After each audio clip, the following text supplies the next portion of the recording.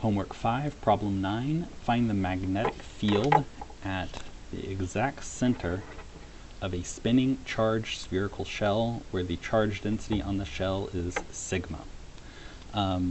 Again, to do this we could use the Biot-Savart law, but it's actually easier for us to use the same trick that we used in problem 7, which is to treat this as a bunch of loops. And so I probably drew that there. This is a loop, okay?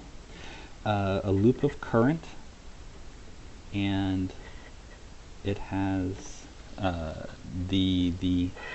we're going to call the distance from the axis, so the radius of this we're going to call little r, the radius of the sphere we're going to call capital R, and we can call this distance z.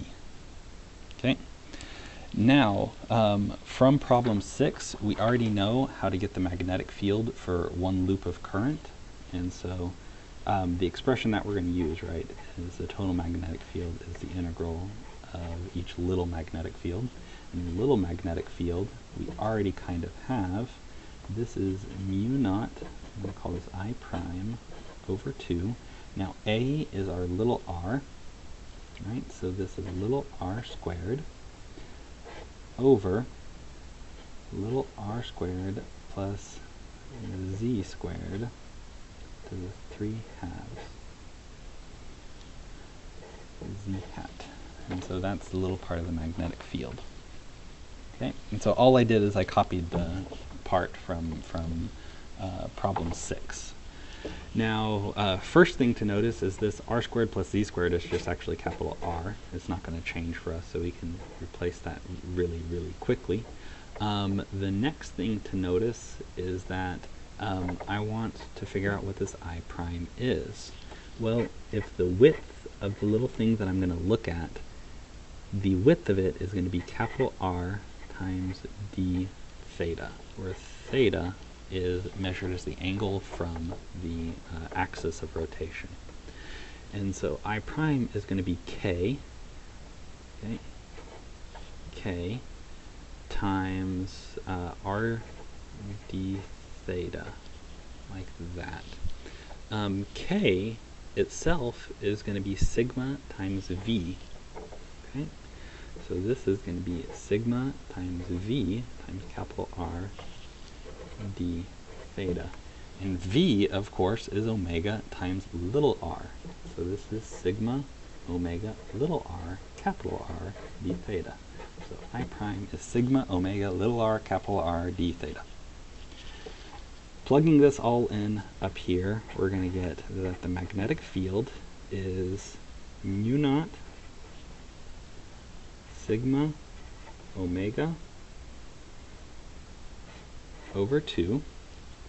Then I'm going to just try and keep track of the rest of this stuff. We have the integral from 0 to pi d theta.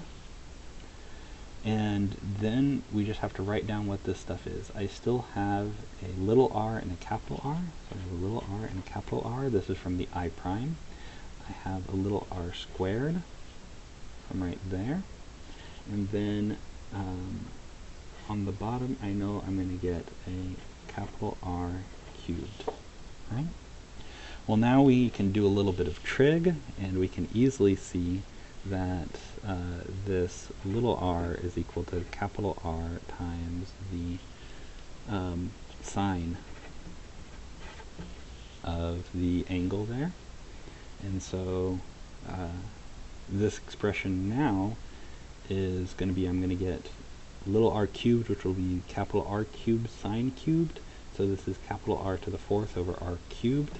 And so the magnetic field is equal to mu naught sigma omega r over 2 times the integral from 0 to pi d theta of sine cubed of theta. Now, there are methods for integrating powers of trig functions. Those methods usually involve integration by parts. I don't care. I just want the answer. So using Mathematica, this answer is 4/3. So this is 4/3. Right? And so from here, z hat. From here, the magnetic field in the center is going to be 4 mu naught sigma omega capital R over 6 z hat.